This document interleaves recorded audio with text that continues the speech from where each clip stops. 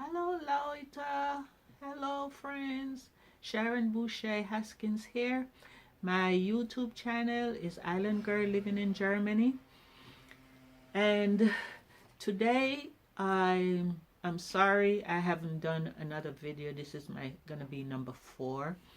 But I was so busy with family stuff and all this stuff, and since I'm not that good at doing YouTube, um, I left it a little bit. So anyway, today I want to talk about people been asking me, sending me message asking me like, why did you move to Germany? So I already did a video on why I moved to Germany. So I want to talk about how I'm getting along and what is the best thing as a Jamaican American living in a foreign country, um, the do's and the don'ts, and what I love about living here, and how I'm getting along with my family. Okay, first of all, still have my husband. We getting along very well. We never had a fight. It's coming up to our 5th year of wedding anniversary, and I can tell you this was the best thing I ever did, because I always said to people, I don't want to end up um, being old and don't have a husband or a partner. But my thing, I know marriage is not for everyone. You have to want it, you have to have patience, and you have to know all the do's and the don'ts and the things that you want out of it. I've always liked the company of men. I like to go out with them, have fun, do all this stuff. So for me, getting married was it was easy, because I've think about this for a long time. I had in my mind that I didn't want to marry because I couldn't find the right person. I, you date these men or you go out with these men, and it was always something missing. It wasn't that they didn't have that thing that you wanted. And so if you settled, then I think it wouldn't work out. But when I found my sun and shine, um, we hit it off right away. And until this day, he's like the same guy that I met the first time. He haven't changed one bit. And I tell you, and I always tell people, so if you stay in your same surrounding all the time, you're gonna pick out of this lot, and then it doesn't work out, and you go to the next lot, and then it doesn't work out, and you go back to the same lot, and you just keep picking from the same thing you have around you. So my thing was that I wasn't going to keep picking out of the same lot. I was going to broaden my experience.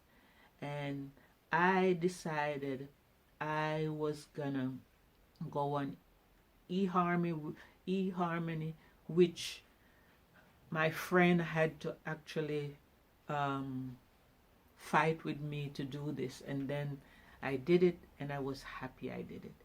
Because what I realized is that there are people all over the world that wants the same thing like you want.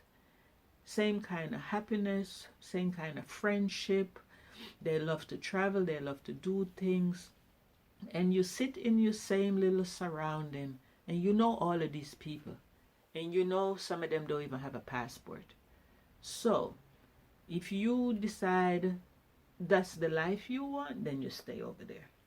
But if you decide you want to broaden your experience and you want to find new challenges, the world is yours. Nowadays, nobody don't have to sit in their neighborhood and pick from that lot in your neighborhood. You can broaden your experience, and you could travel around the world, and I bet you, if you decide to find somebody, you find somebody. But the most important thing, when you find that person, you have to be ready. You have to want to do it. You can't think about, oh, I can't leave my stuff, my job. Jobs are all over the world. You can't think about, oh, but all of my friends. You will meet people wherever you go. You can't think, oh, I can't leave my grandchildren. Your grandchildren can travel. And nothing more exciting for grandchildren than when they want to go visit their their grandparents. So life is not about just sitting down and saying, "Oh, I can't do this." But if you're ready to do it, it's a wide open world. Look at me. I came here almost 5 years ago, and I meet friends. I have my friends. I learn German. Now I have German friends. I um I make a life for myself. I don't sit down and think, okay, my husband life is my life. My husband has this life. He go to work every day, almost every day, not every day, and I I find things to do. So I don't know if I had tell you before, I was a designer, so I still make my clothes. I still design stuff. I do some online stuff for other people. I help people out with researching, and I don't worry about stuff like that. My husband doesn't have to worry about me because he know I'm very resourceful. If I'm if I don't have something planned to do one day, I get dressed, I go to the pedestrian zone, I sit and have my coffee, and just by sitting there, you meet people because, okay, so I always stand out because I'm a black woman living in a small town. There's other black women living around here, but they don't see, most people have to work, so they don't see them sitting outside in the middle of the day or early morning having coffee. And I'm out there doing my stuff, and people will sit and they will talk to me, and they said, "Oh, so where do you from?" And I will tell them, and most people want to meet you again for coffee, or they invite you to something. But the the thing that people are afraid of, I think most of the time, is themselves. It's not other people. I'm never afraid of people. I know they have crazy people, so I stay out of their way. Or if I see them coming my way, I go the other way. But I don't waste too much brain space thinking about crazy people, because once you start to do that, you find yourself being miserable. And I don't want to be miserable. So I keep myself in a positive light. I try to find positive people to hang around. And my husband is a talker. One second. There's a thing. So my husband is a talker. He loves to talk. And from the day we've been married and I moved to Germany, almost the only time we don't sit down and have dinner together is like if we're invited out, or and then we sit, or if we go out to do something that doesn't involve sitting down to dinner. But 99% of the time we sit down every evening and have dinner and talk.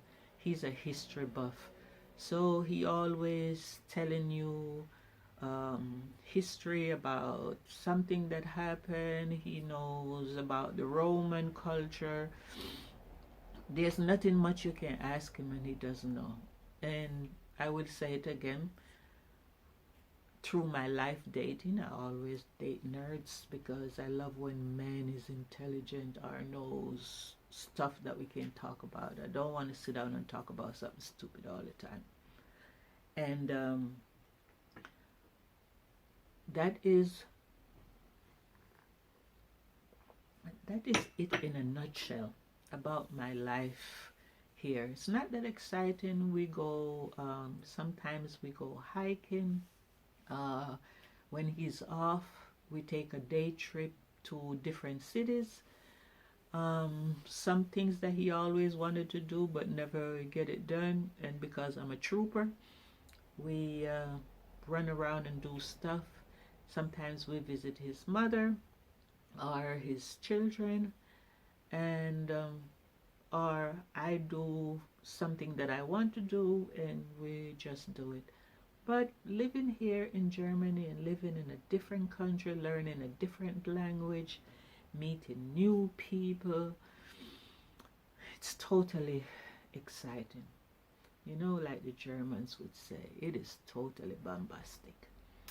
But I am happy that I made the move, and my message to people who um, think that they can find love someplace out of their surrounding, they're wrong.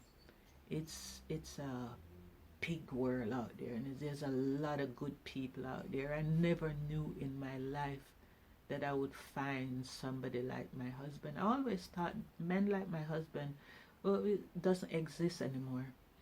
But to my surprise, they do exist, and I encourage everybody to date. You single women out there, you can get up every day and go on a date if you want. You have the power.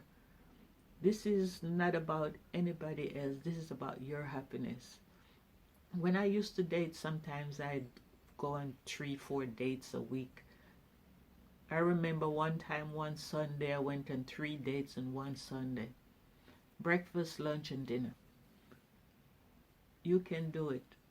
You have to be creative to know what you want, and you have to, if you love yourself and you know yourself and you're comfortable with yourself, nobody can take that away from you. I've always been comfortable with myself. I have confidence of Job because I believe in me. I invest in me. When I was young, I didn't have that confidence. I was always shy. And then years later, when I was in New York, after my after I left my first husband because he was crazy, I met this guy, and he loves to go out, so we always dress up and stuff, and go to basketball games, fancy restaurant, weekend trip in the Hamptons, and he used to make me feel so special. And I changed the whole way how I dress and I look, and he always tell me how beautiful I am, and you should he always tell me, and you should use your the power that you have because you're so beautiful. Man, I never thought about it. And even then I was still a little bit shy, but sometimes you need a confidence, and when you build your confidence up, you shouldn't let anybody take it away from you. Don't let anybody steal your joy. Don't let anybody steal your happiness. Don't let anybody steal your mojo. You keep your mojo and you use it for your own power. You know, the best thing to have is the enlightenment of life and the encouragement to know that you can do whatever you want to do. A little girl like me that born and raised on a farm in the middle of nowhere in Jamaica, little place called Devon, Manchester, never even thought I would end up in New York as a fashion designer, move to Chicago, and then meet my husband and move to Germany. This is the power of self. And I always believe in myself. I always take chances. I always do stuff that people used to say I'm crazy. But one thing I want to tell you, if you have friends and they call you crazy, you need to tell them, you need to get away from them, and then you go do your own crazy. Because when people start saying to you, oh, you're crazy, that means they don't have confidence in you, and they really think you're crazy. But people always think that when they say you're crazy, that is easy to happen. It takes, I don't know what it takes for somebody to be really crazy. And when people start labeling you as crazy just because you don't do the norm like they do, then you know you have to get rid of them and you move on with your crazy. Because when people decide to keep you in a little pack or a little circle, they always want to be up here and you have to be down here. Why friends can't be equal? You're supposed to be equal. There is nothing about, oh, I'm up here and you're down here. It's always, friendship have to be equal. And maybe that's one of the reasons why I never had a lot of friends, because everybody always want to conform me. I don't like being conformed. But anyway, thank you for watching, and thank you for listening, and thank you for giving me the chance to do this and just tell my story. If this sounds interesting to you, please push the like button, subscribe, and send me messages and ask questions. And one thing I want to say to you guys, always, always be your own kind of beautiful. Your own kind of beautiful is what makes you special. Somebody else kind of beautiful don't make you special.